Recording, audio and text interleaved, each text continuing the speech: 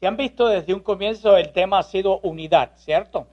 Somos uno en Cristo.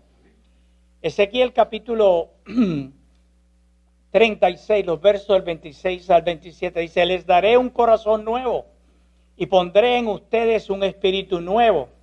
Les quitaré el corazón de piedra que ahora tienen y les daré un corazón sensible. Pondré en ustedes mi espíritu y haré que cumplan mis estatutos y que obedezcan y pongan en práctica mis preceptos. Ezequiel comienza su ministerio aproximadamente para el año 593 antes de Cristo y se extiende por lo menos por 22 años, como hasta el 571 antes de Cristo. Y en este pasaje Dios promete a través de Ezequiel dos cosas bien importantes.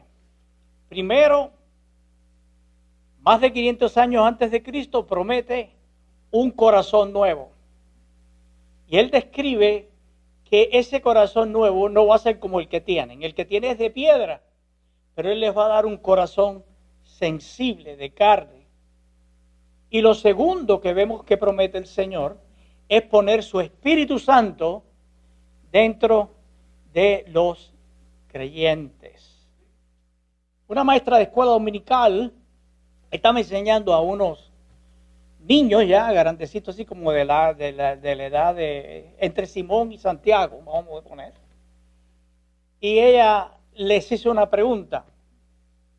Y eran dos niñas y dos niños que estaban allí. Ella le hizo una pregunta, y esa pregunta fue: ¿con qué pueden ustedes comparar a Dios?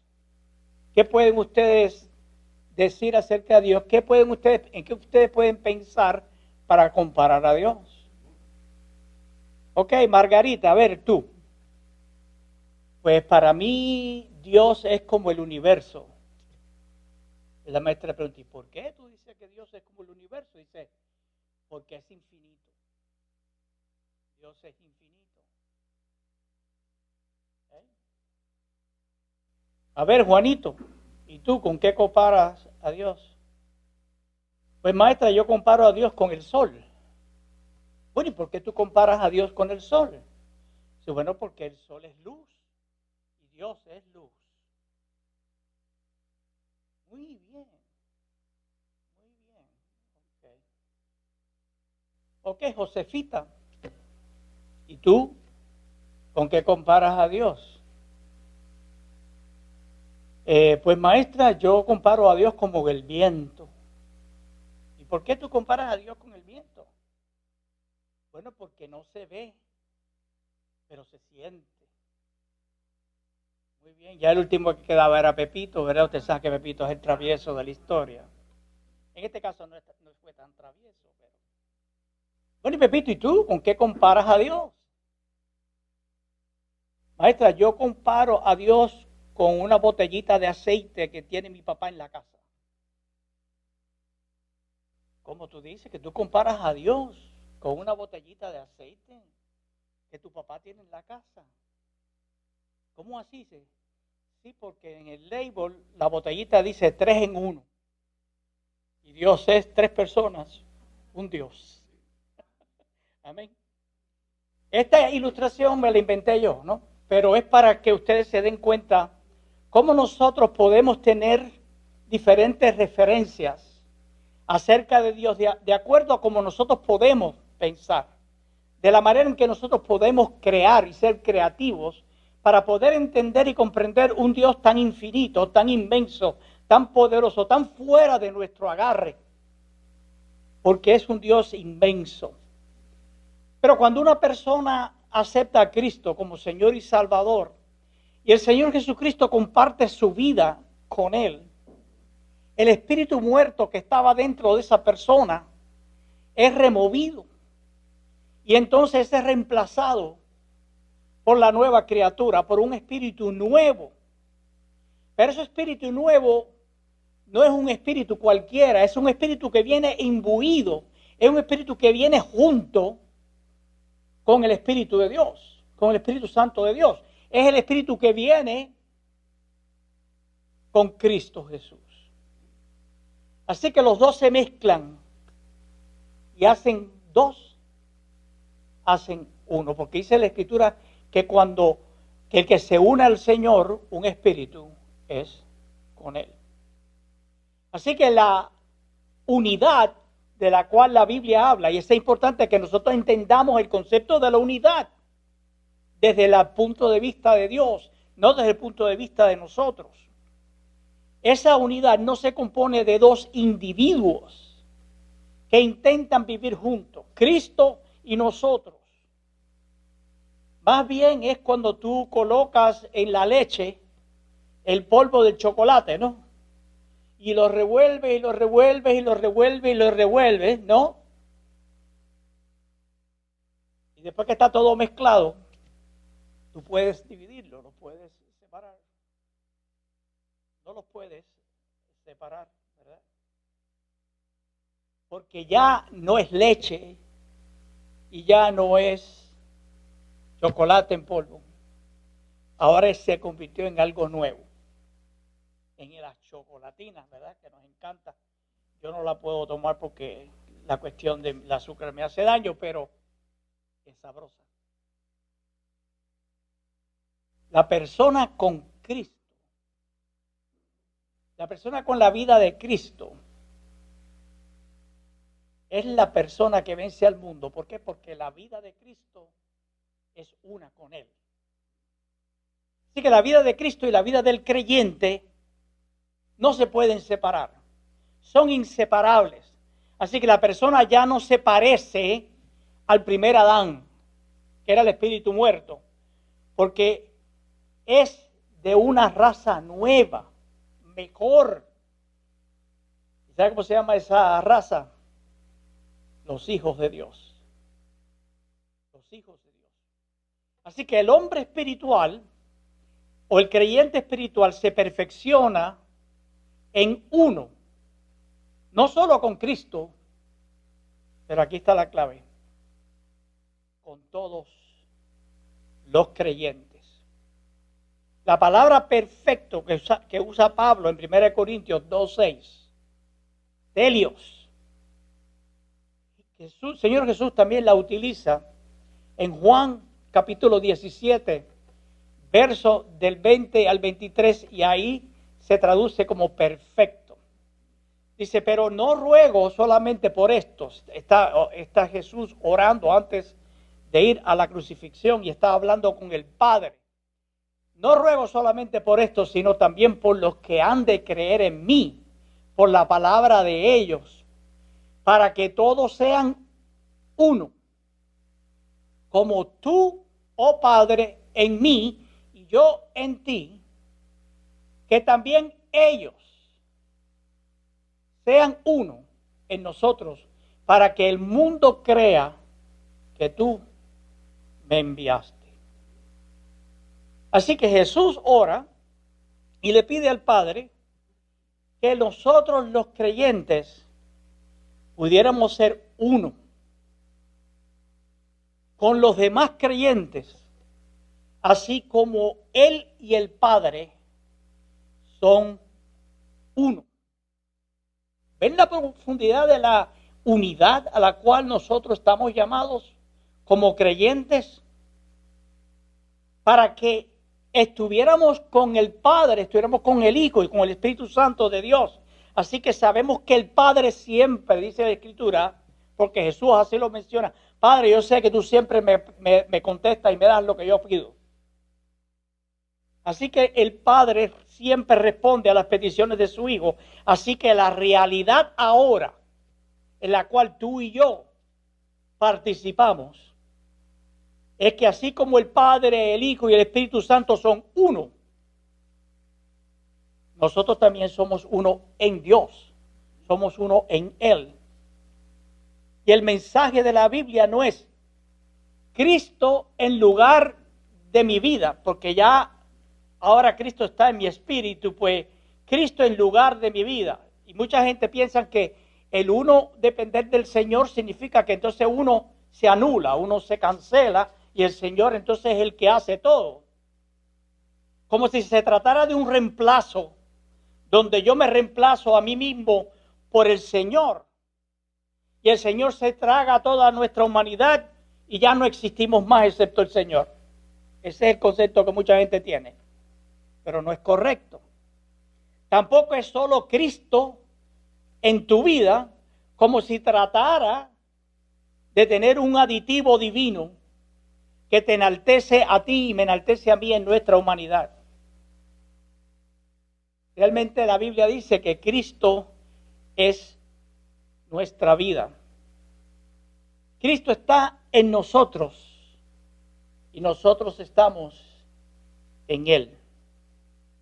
Entonces es todo Cristo en nosotros, pero también somos todos nosotros en Cristo. ¿Entendieron eso? Todo Cristo en mí y todo yo en Cristo. Y ahí está la unidad. La unidad comienza en la triunidad, pasa a nosotros individualmente como creyente en Cristo, pero también pasa a todo el cuerpo de creyentes a nivel universal. Porque la unión esencial entre el Padre y el Hijo en espíritu y la unión del creyente con Dios en espíritu es pedida por Cristo para los creyentes, para que estemos unidos unos con otros en Dios. Y el lenguaje que usa el Señor es inequívoco. No hay duda, no hay forma de interpretarlo de otra manera. ¿Ok? Para que sean uno, así como nosotros somos uno.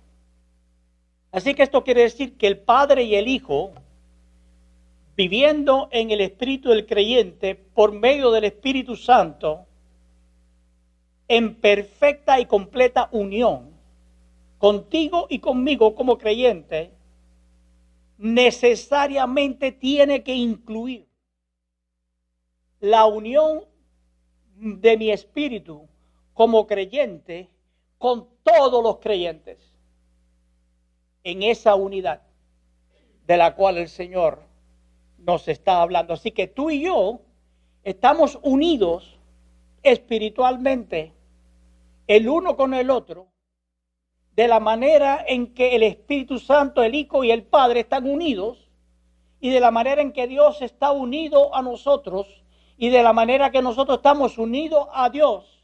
Pero también en esa misma manera tú y yo estamos unidos a todos los creyentes que jamás hayan existido, a todos los creyentes que existen hoy y a todos los creyentes que jamás existirán. Así que el creyente espiritual no solamente es uno con Cristo en Dios, quien es amor, pero también encuentra la misma unión con el mismo Dios. Porque ese es el mismo Dios que vive en el espíritu tuyo, pero en el espíritu de cada creyente. Y el hombre espiritual, el creyente espiritual se perfecciona en uno con todos los creyentes en Cristo.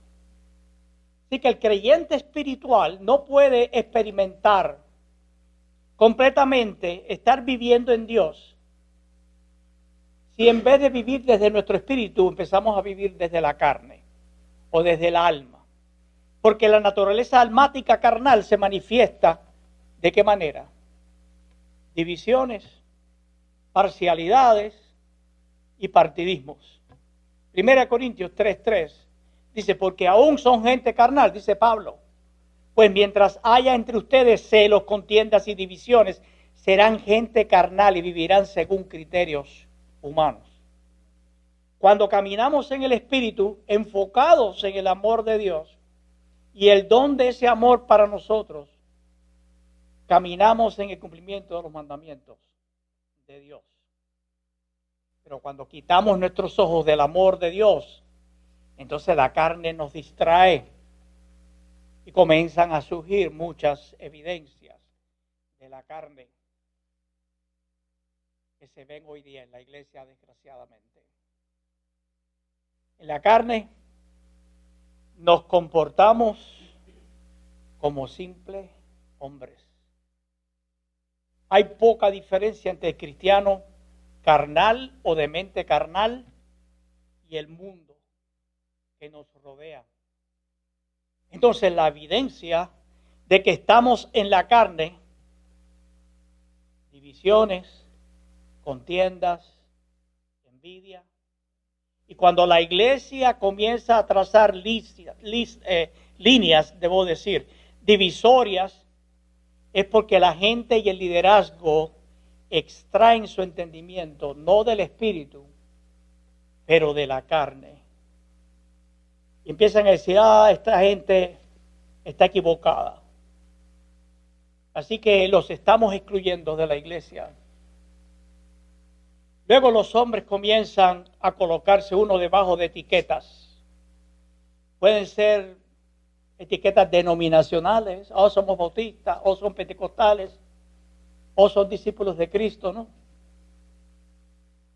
Porque los líderes también, yo sigo el liderazgo del pastor fulano de tal, yo odio cuando alguien dice, esta es la iglesia del pastor fulano de tal. Los pastores no tienen iglesia, la iglesia de Jesucristo.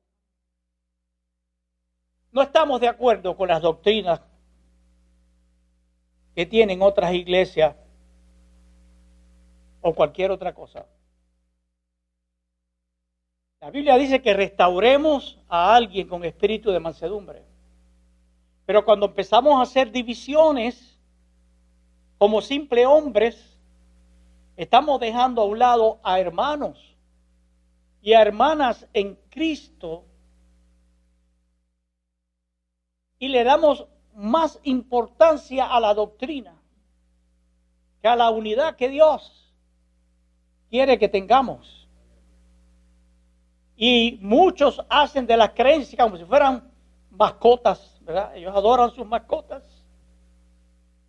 Las diferencias, las perspectivas, la prueba de fuego, a saber reconocer a alguien. Si no crees así, pues no eres de Cristo. Si no crees como yo, no está bien, no estás en Cristo. Entonces, ¿qué pasa? El mundo nos mira. Y cuando el mundo mira nuestras disputas internas, dice, yo no veo ninguna evidencia del amor de Dios en esa iglesia. Gálatas 5:20. Idolatría, hechicerías, enemistades, pleitos, celos, iras, contiendas, disensiones, herejías. Judas 18-19. Ellos les advirtieron, en los últimos días habrá gente blasfema que vivirá de acuerdo con sus bajos deseos. Son estos los que causan divisiones, pues son carnales y no tienen al Espíritu de Dios. Recibimos un nuevo espíritu, pero la vieja alma todavía sigue con la información que tenía anteriormente. Pero el creyente espiritual está consciente y tiene que estar consciente de algo. Primero, tú como creyente espiritual te puedo decir, Dios te ama a ti, Dios me ama a mí, como ama a Cristo. Pero Dios ama a aquellos con los que no estoy de acuerdo, como ama a Cristo. Las personas que me han hecho daño, se me han opuesto, han hablado en mi contra o sostienen doctrinas a las que me opongo, todavía están bajo el mismo amor que yo estoy. Así que si estoy concentrado en la falta de la gente, estoy perdiendo el enfoque en el amor de Dios. Si me aferro a los errores de la gente, estoy perdiendo la plenitud del amor de Dios, que es legítimamente mío y que es legítimamente de ellos. Si me paro fuera de la celebración, ¿recuerdan cuando el hijo pródigo regresó a la casa? Que el hijo mayor no quería entrar. Y dijo, no, yo no tengo nada que ver con esa fiesta. Pues si me paro fuera de la celebración de Cristo y digo, no tendré parte con esa persona, la celebración continúa sin mí. Y es mi lugar en la mesa el que está vacío. Y permanece vacía porque yo rehúso participar de la fiesta que el Señor tiene porque tengo una opinión distinta a otro creyente. Tu doctrina, mi doctrina, no nos hace perfectos. Mis conceptos erróneos, tus conceptos erróneos, no te hacen imperfecto, no me hacen a mí imperfecto. Porque tú y yo somos perfeccionados, no en la doctrina, pero en Cristo Jesús. El grupo que estoy rechazando se perfecciona en Cristo. Incluso si creen algo incorrectamente, se perfeccionan en Cristo. Creer incorrectamente, lo único que hace es impedir que podamos experimentar todo lo que Dios tiene para nosotros. Tú y yo disfrutamos de cosas que otra gente no disfruta. Es cierto. Tenemos un conocimiento mayor, más profundo de la gracia de Dios. Por la gracia de Dios. No por nosotros. Por la gracia de Dios. Pero también hay otros que pueden tener más todavía que nosotros. La incredulidad también prohíbe o permite un obstáculo para que la gente pueda disfrutar de todo lo que Dios tiene para nosotros. Pero una cosa no podemos olvidar. No podemos olvidar que el Espíritu de Dios es el que nos guía a toda verdad. Te guía a ti, te guía a mí, y guía a aquellos con los que no compartimos las mismas creencias o las mismas doctrinas. Si son nacidos de nuevo, somos uno con ellos. Somos uno con ellos. Hay muchas de nuestras iglesias que están cerrando, no crecen. ¿Por qué no crecen? Porque dicen, esto es lo que creemos. No podemos darle cabida a nadie que venga con una doctrina diferente. ¿Es importante tener la doctrina correcta? Sí. Yo soy un ferviente defensor de la fe en términos de tener la doctrina correcta, pero no puedo olvidarme de que la única manera en que yo puedo ayudar a un hermano o a una hermana a tener la doctrina correcta no es rechazándolo, es escuchándolo y es amándolo como Cristo nos lo ama a Él y como Cristo nos ama a nosotros. Conclusión. Bueno, la Iglesia Universal de Jesucristo está fragmentada por carnal. La característica del creyente almático carnal es causar divisiones, separaciones y etiquetas denominacionales que cierran el corazón al amor de Dios en otros creyentes, tipificando a otros como no son como nosotros, ni creen como nosotros. Por otro lado, el creyente espiritual está lleno del amor de Dios y entiende que el mismo amor de Dios que está en él también está en los demás creyentes, con los cuales diferimos diametralmente. El creyente espiritual obra hacia el deseo del Señor de que todos seamos uno con la Trinidad y unos con otros.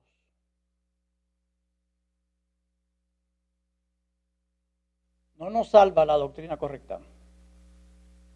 Nos salva la gracia de Dios poniendo la fe en la persona correcta, que es Jesucristo. Vamos a orar. Señor, venimos ante ti y nos humillamos. Nos reconocemos que a veces nos encontramos con creyentes que creen distinto a nosotros. Como que los vemos separados, distintos, diferentes. Sí, piensan distinto, actúan distinto. pero disfrutan del mismo Dios. Disfrutan de tu misma presencia que yo disfruto y que los demás creyentes disfrutamos. Señor, tú pediste por una iglesia unida, unificada, que fuéramos uno y somos uno. En espíritu somos uno porque esa es nuestra realidad. Somos uno contigo y somos uno con todos los creyentes que jamás existieron, los que existen y los que existirán. Qué bueno que tú no nos aceptas por la doctrina que tenemos. O tú no nos rechazas por la doctrina que tenemos, sino que somos aceptados por medio de Cristo Jesús, tu Hijo amado, en cuyo nombre hemos orado. Amén. Que tengan una linda semana. Amén.